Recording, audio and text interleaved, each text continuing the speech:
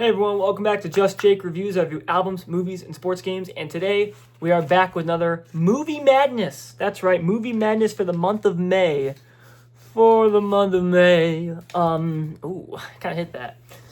But, yeah, so, I don't know if you remember, if you guys are, following my Facebook, I think most people who are subscribed to me probably don't, but I did a post on Facebook where I said that the May Movie Madness and every Movie Madness going forward, it's going to be a little different because I'm not going to lie, the April Movie Madness was a very long video, and I did not like the concept of me just reviewing every single movie I saw, including the ones that were useless. So I switched it up. This month we have 9 movies, which is still kind of a lot, but we're going to see. This video will be out June 1st, so unfortunately it will not be a video that comes out in May. I'm filming this at night. It's like almost midnight right now. But yeah, this will come out June 1st, tomorrow. And yeah, so May was a pretty good month. I think May was the month where I really started to enjoy movies a lot more, and I'm actually pushing for 26 movies next month. Not gonna say I'm talking about all 26 of them, but yeah. And by the way, one more thing. The Sports Madness Part 4 or Volume 4, where I talk about the 2 rounds that just ended, I'm not doing that. I'm going to wait till the entire playoffs are done. So Sports Madness Part 4 will be me talking about the Western and Eastern Conference Finals and the finals of NHL and NBA, and then we'll talk about some more baseball and other stuff like that. So yeah, so stay tuned for that. That'll be probably in a week or so. But yeah, I feel like me doing less movies and me talking about only the movies I actually want to talk about, I feel like is easier for the Movie Madnesses going forward because I'm not just overloading and making it like a 30-minute video, and who knows, this video might still be 30 minutes. But yeah, let's just dive right into it, and I'm still going to do an order. Just the thing is, all these movies are kind of good, so I will go in order from worst to best, and yeah, talk about the movies that I want to talk about. And yeah, May was a pretty good month. So without further ado, let's get started. 3, 2, 1, go. All right, so number 9, the worst movie that I want to talk about that I watched in May is, I finished Trilogy. I got to talk about it on here because I talked about the first two on here, and I have finished the Trilogy. But yeah, The Godfather Part 3.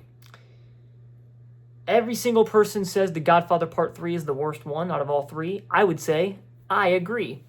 Even though I didn't even love the second one. Now, The Godfather Part 2 had a really good story, and I do like how it was 2 sides of like showing, okay, Don Corleone as a young adult, played by De Niro, which is really cool. And then you also have Michael with the family business.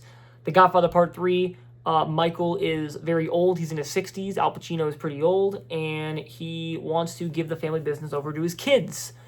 But his kids don't want anything to do with him. So, yeah, and the kids don't trust him anymore because of the death of his brother, because he killed his brother. Yeah, I'm going to say 7.4. 7.4. It was good. To be fair, my legit main issue with Godfather Part 2 was that it was 3.5 hours long, which is a long movie. And The Godfather 3, it was like 2.5 hours, so it's by far the shortest one. Yeah, I really like the acting in this one still. I still like, I like his daughter. I like Al Pacino's daughter in this movie. I think she's a great actor, whoever she was, and she's not bad. The ending in this movie is insane. I love the ending. The ending of this movie is incredible. I'm not going to spoil what it is. You got to watch it, but the ending is incredible. But yeah, Godfather Part 3, I watched all 3 of them now, and the first one's the only one that I love. But hey, good story. I enjoy it. If you love all 3, that's awesome. I totally understand why. And yeah, The Godfather Part 3 is going to be last on my list for the 7.4. Number 8. This is the second Tarantino movie I've ever seen. At one point, I will watch every Tarantino movie because he only has 10. Same thing with Nolan. But yeah, number 8 for my second Tarantino movie I thought was going to be a little better. But number 8, we have Jackie Brown. Jackie Brown, which got a 7.5. Now, since this is my second Tarantino movie I've ever seen, I can totally tell, hey, this is a directing style that Tarantino does. This is literally a Tarantino movie. You could tell which movies Tarantino directs. He has that editing, he has that directing style that is so Tarantino. And there are parts of this movie that I enjoyed. You know, Samuel L. Jackson was great, obviously. The actors were pretty cool. It's not that I didn't get the story. I totally understood the story. I don't know why I didn't enjoy this movie like I thought I would. Yeah, I really don't know what to say about this movie. I mean, once again, I think acting is great. I think Robert De Niro is good in the movie, even though he says less than 20 words in the movie. Literally seems like it. A lot of debts, which is pretty good. But yeah, you know, and then I Googled this and I was like, is this a hot take to have, or like to not love Jackie Brown? And apparently it's not a hot take at all. Apparently people say it's like bottom 2 or 3 worst Tarantino movies. So hey, that kind of makes sense. But yeah, I will watch other Tarantino movies, depending, I don't know when, but I will. But Jackie Brown, I do like how, sort of like Pulp Fiction, where it jump cuts different scenes. I do like that part of the movie. But that's just Tarantino. But sorry, Tarantino, Jackie Brown, 7.5. Number 7, another movie that I really thought I was going to enjoy a lot more. I mean, this is also kind of a disappointing score. Number 7, Shutter Island. Shutter Island gets a 7.8. Now, that's not even a bad score. 7.8's a good score. But for how much praise this movie gets, I like Leo. I think he's a great actor. DiCaprio is great. Seeing Mark Ruffalo before the Avengers was pretty cool. Scorsese, I get a taste of his movies. I like the plot.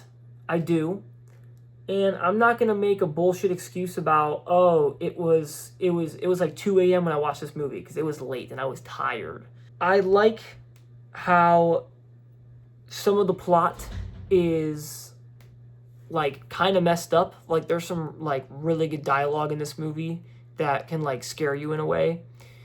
There is a big twist in the movie. I did not really see the twist at all.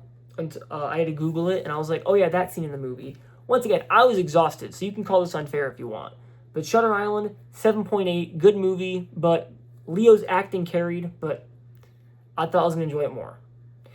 And when I say to a movie I thought I was going to enjoy it more, that does not mean I have expectations before watching it, because I try not to, because that will ruin the score. So I go into every movie pretty much blind, for the most part. But, yeah. Okay, the rest of the movies are all 8s. Alright, number 6, we got a new movie. Yes, for the first time ever, we have a new movie. This movie came out last year. Number 6, Marty Supreme. Marty Supreme is the Timothée Chalamet movie where he wants to be a professional ping pong player, table tennis. And he makes his way up to the top, and yeah, so I will talk about some pros and cons of this movie. So this movie gets an 8.1, which is a good score. This is the best acting Timothée Chalamet has ever done. Timothée Chalamet absolutely bodied this role. Timothée Chalamet absolutely killed it.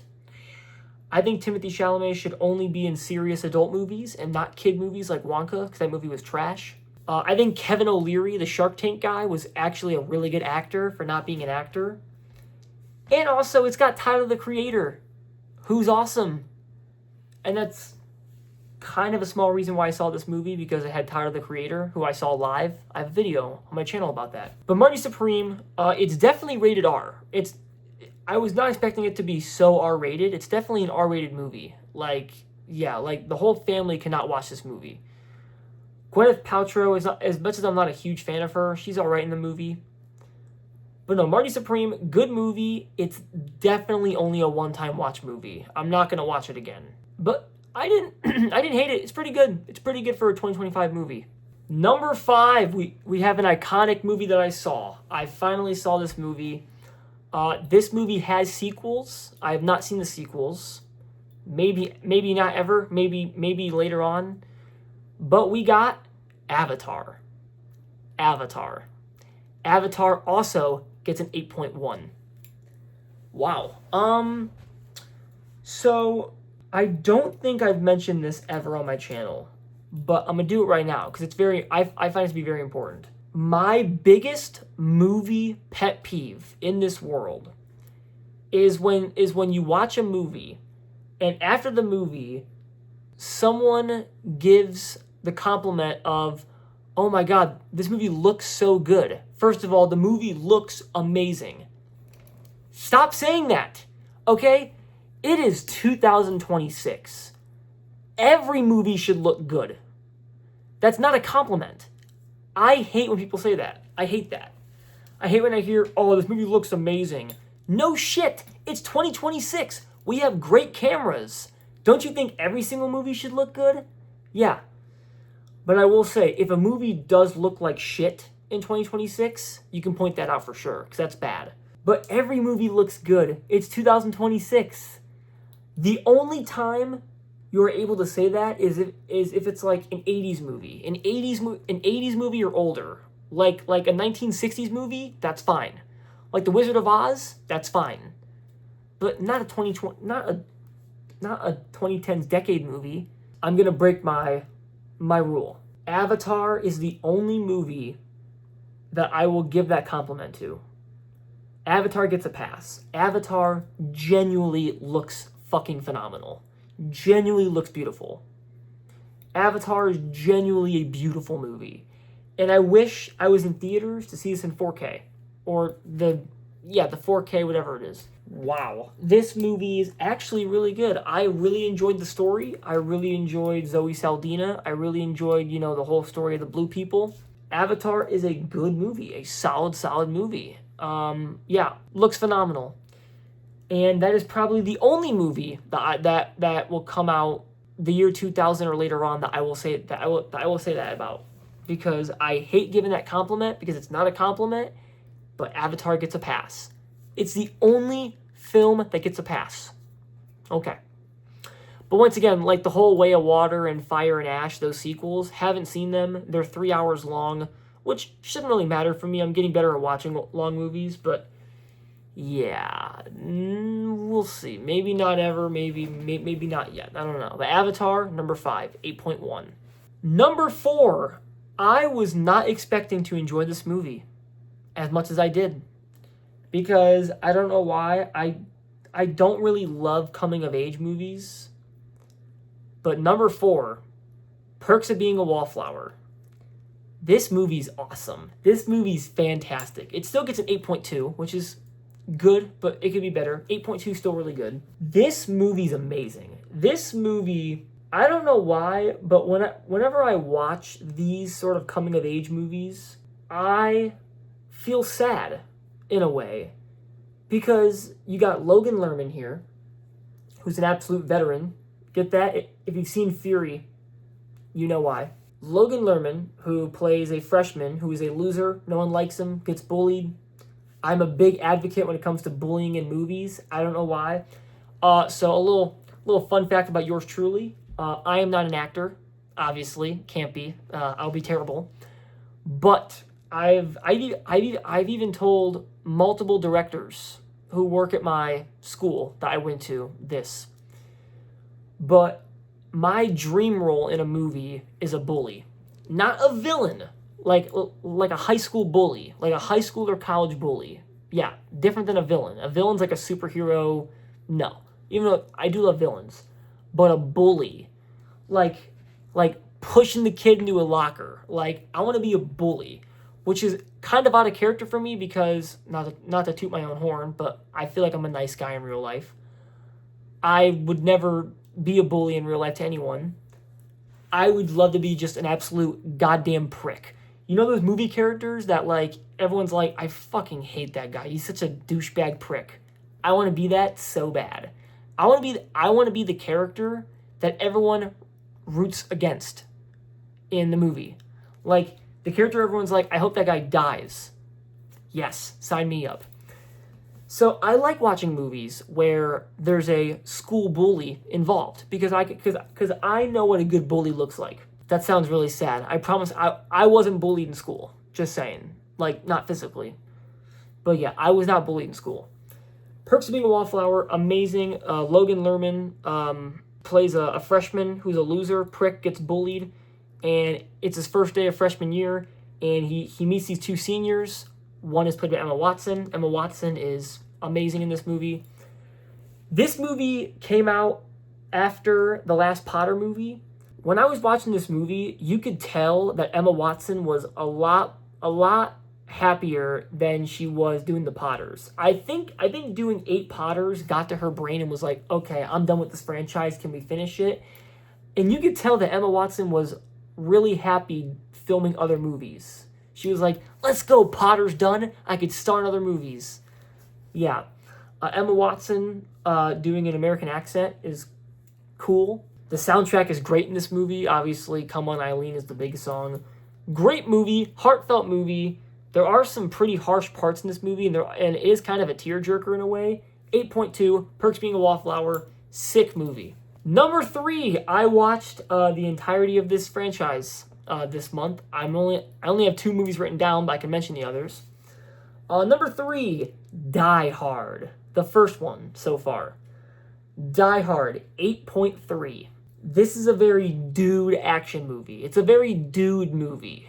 It is for men. I was very hesitant on Bruce Willis being the star in a movie, like being the head focus in a movie, but it's pretty cool. The first Die Hard is fun. It's fun. I love explosions. I love the elevator scene. I love the one-liners. Die Hard is a Christmas movie. Originally I was like, no, but the first one is a Christmas movie. It's fantastic. You haven't seen it? Go watch Die Hard right now. Die Hard 2 is literally the exact same as the first one, which pisses me off. Number 2, this movie got really lucky. It got this score. Because I think if I rewatch this movie, I'm gonna not like it as much as I did this time. This movie was the definition of the right place, right time. So number 2, we got La La Land. La La Land. 8.4. What a beautiful and cute movie. So, I watched this movie last week, and the night before I watched this movie, I don't know why, nothing serious, I was having some, weird issue going on. I was, my brain was in a weird state that night. I was sad for some reason. I don't know why. It wasn't depression. It was just I don't know what the hell happened, but I wasn't feeling the best mentally that night. And the next morning, it unfortunately carried on a tiny bit, and I was just chilling in bed watching this movie. And wow, this movie will cheer you right up.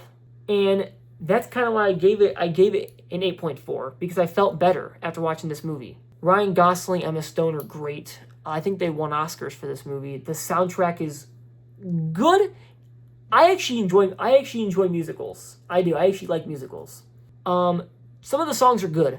I wouldn't say I love every song, but there's some good catchy songs. The plot is super easy to think about. This movie is an amazing movie visually, and what I mean by that is like all the colors are so easy on your eyes. It's just oh my god.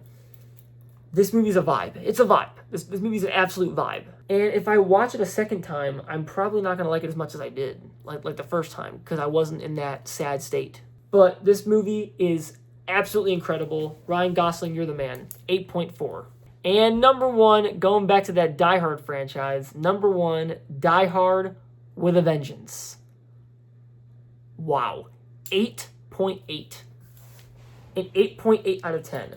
Oh my god, this is the best Die Hard movie, and it's not even close. Samuel L. Jackson and Bruce Willis's chemistry, oh my god. The villain is Alan Rickman's brother from the first movie. I love the cat and mouse game. The cat and mouse Simon Says. I think I'm going to like any cat and mouse movie. This movie was just an absolute thrill ride. I mean, just the driving sequences.